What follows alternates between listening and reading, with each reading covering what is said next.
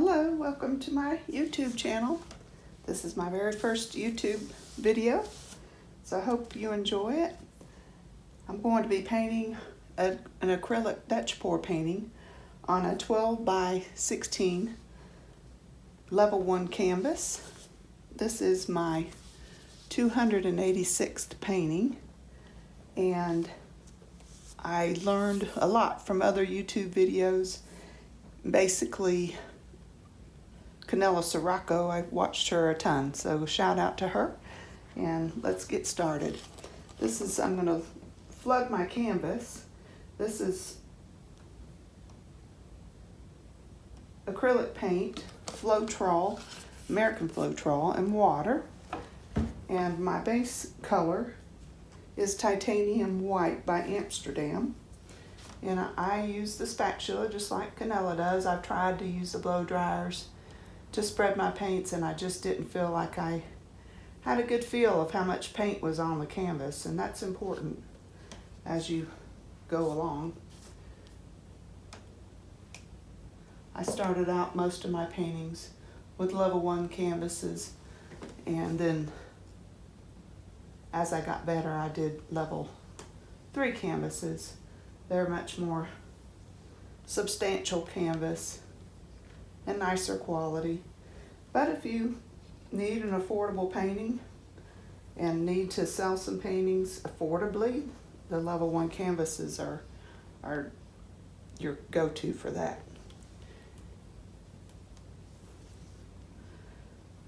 I'm going to use my I want to make sure you dab and not spread with your fingers, so you just take your finger and you dab along the sides, making sure all of your edges and your very bottom are covered with paint.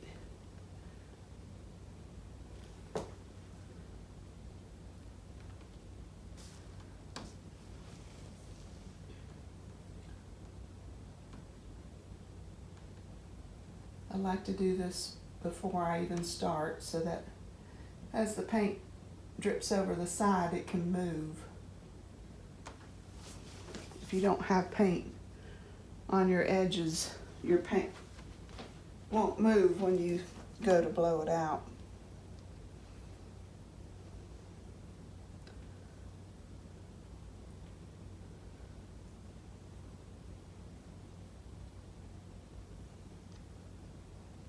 Okay, my canvas is flooded. Now I can pop my bubbles.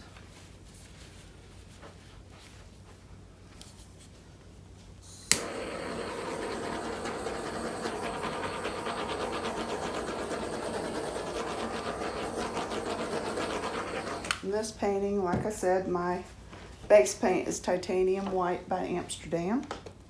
And then my colors in this painting are Pearl Space Gray by Arteza, Pewter by DecoArt, 24 Karat Gold by DecoArt, Paynes Gray by Pebeo, Iridescent Silver by Pebeo, and Blue Black Indigo by Atelier. I will try to list those in my description below if I can figure out how to do that. Like I say, this is my first video. So we're just going to line them up, and I think my composition will be, I think I'm going to go like this.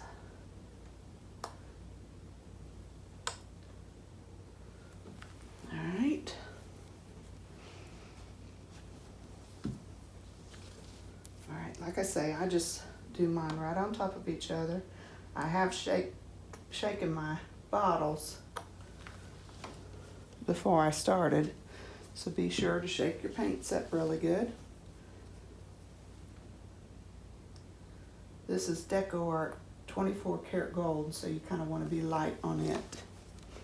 It will take over your painting if you do too much.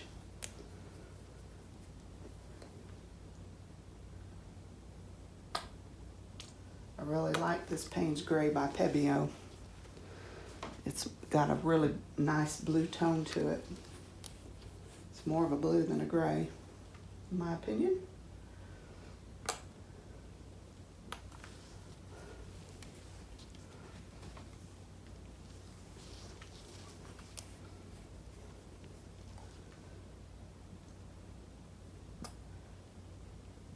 All right, so let's get the torch and pop the bubbles.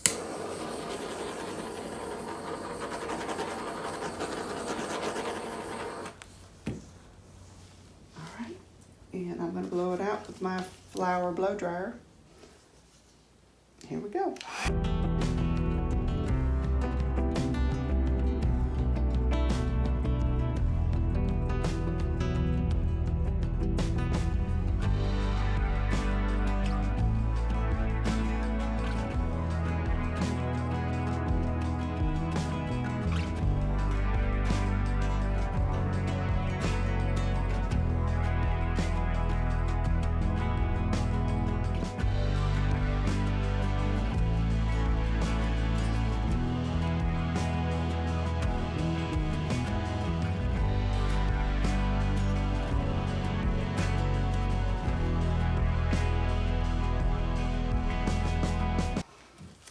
That did good. If you sit and wait with this 24 karat gold, you're going to see lots of cells pop up with these paints. And it's going pretty good. I'm going to bring you down for a closer look. Okay, so I turned my overhead lights off and I've got my flash on my camera. I just wanted to show you the shimmer and the shine you're going to get with these metallic paints that are in here, and also the cells that are forming. This is a great cluster right in here. Really pretty. Really pretty cells.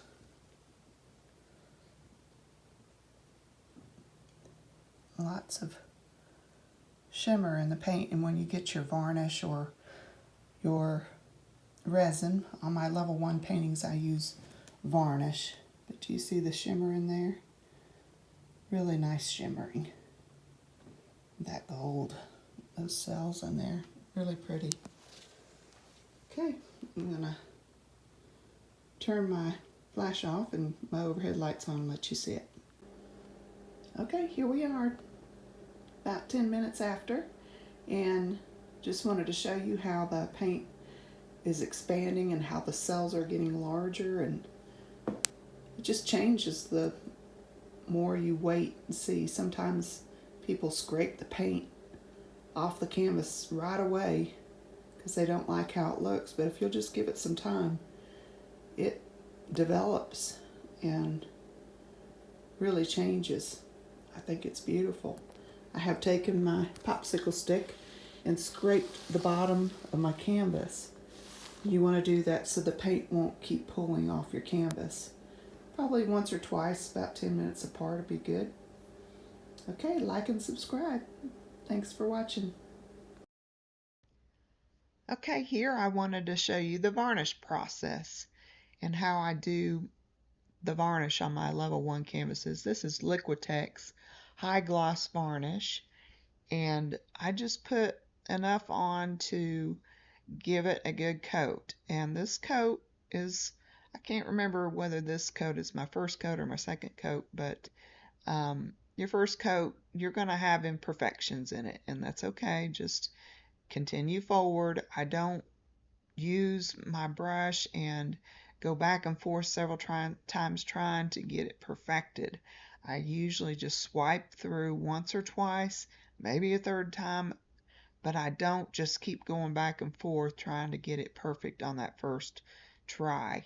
You're going to go and do a second coat, rubbing the brush the opposite direction, and but this one, and this is a sponge brush. This isn't a regular paintbrush, but you just have a few minutes to work with this before it starts getting tacky. Once it starts getting tacky, you can't use it and brush it anymore. Then I take the brush. I usually have enough varnish on my sponge brush to go ahead and do the sides. Those sides are not very wide, and the varnish has dripped off where you've gone back and forth, and so you're collecting some of that extra varnish as well when you do that. And so then if you'll put your sponge brush back into a little Ziploc baggie, and then I zip it up and put it into that large Ziploc baggie, it'll last several times. I mean, you can use it over and over and over. Then I take my torch and I pop my bubbles, and you want to move your torch quickly because you don't want to scorch that varnish. So there's the first coat, and then I let that dry. It usually takes about an hour or so, and it'll dry. There's the wet varnish on top. You can see it's not completely perfect, but when you go back over it the second time, you're going to get a more even coat. So just wanted to show you that. And then this is the dried results. And I sign, number, and date all my paintings on the back in the direction that I painted the painting. But if you see the painting sideways, that's the reason why I do my signature and stuff on the back. So you can hang it in any direction. If I had put my signature down there at the bottom, you would have had to paint it this way, or my signature would have been on the side. So that's why I do my signatures on the back, so that you can hang the painting in any direction that you'd like. Then I take the drippings from my paintings and I make things out of them. These I've made pendants for necklaces and keychains. You can get these pendants on Amazon, and they have a cabochon. I hope I'm saying that right. Cabochon, little glass piece that you put on top of it, glue on top to protect it, and it also magnifies your dripping there. So anyway, I sell those as well. Some people just like a little trinket to take home. And then just wanted to show you, I did this painting for my bathroom. I gutted my bathroom and redid it just a few years back, and did this painting. I love the colors. These are the same colors I used in the painting you saw me blow out.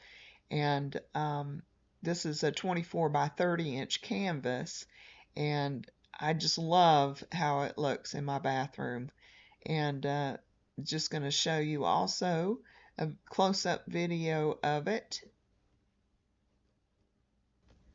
And here you're going to see the shimmer and all the really neat cells and the pretty colors that are in this painting. I just love how it turned out, and I get a lot of compliments on it. It's just a beautiful painting. And again, it's on a 24 by 30 inch canvas, level 3 canvas, and it turned out just beautiful. I love it in my bathroom. I get a lot of joy just when I go in there and see it hanging on my wall, and it just really turned out nice. See all that shimmer in there? It's just beautiful.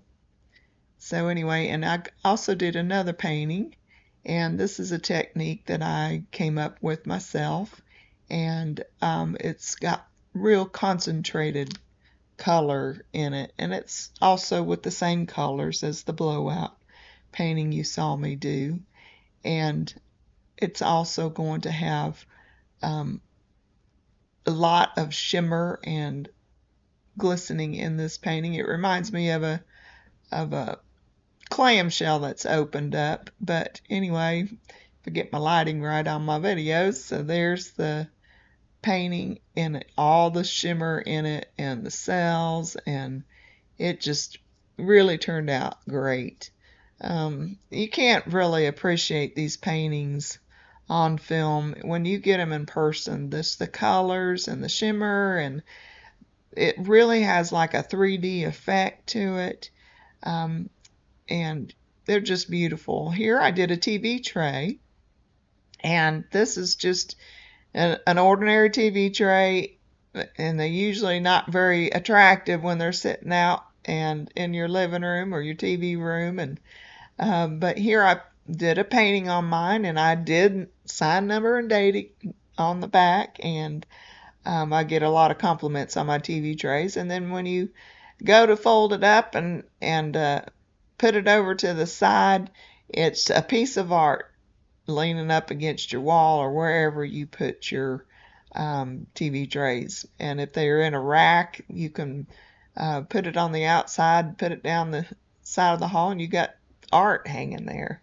So I just love my TV trays too.